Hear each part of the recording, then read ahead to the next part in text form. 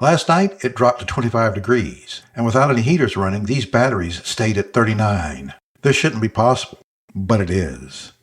So I turned a standard rack into a fully insulated, heated battery vault. If you're running batteries in a cold climate, you already know the problem.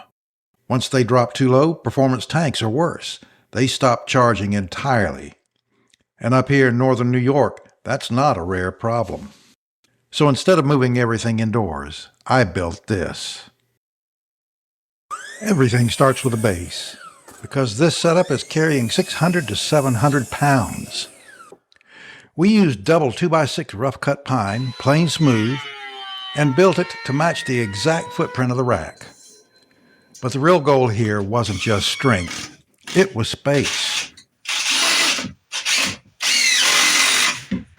So I built an insulated sandwich. 1/2-inch plywood with 2 3/4-inch polyiso sheets, sealed tight with spray foam. That creates a contained chamber where 2 compact 500-watt heaters can sit, warming everything from the bottom up. But the base alone wouldn't be enough.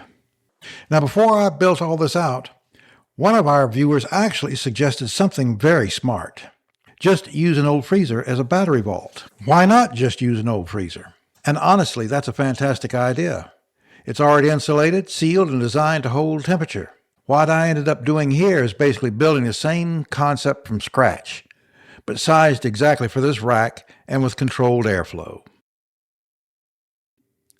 Once the rack was secured, I built out a full frame top and bottom, adding about 10 inches of total height.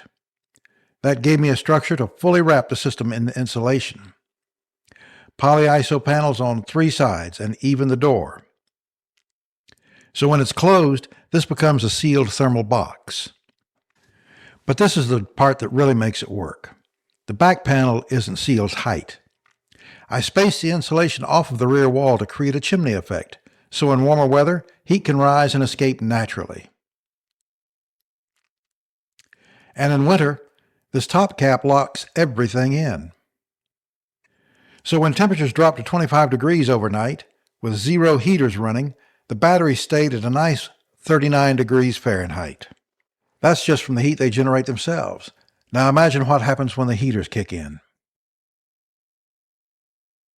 25 degrees outside, 39 inside. Simple materials, no complicated systems, just insulation, airflow control, and a little planning. And ideas like that, honestly, are what make this channel better.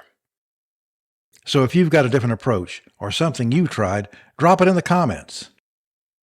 And now this setup is ready for a real northern winter.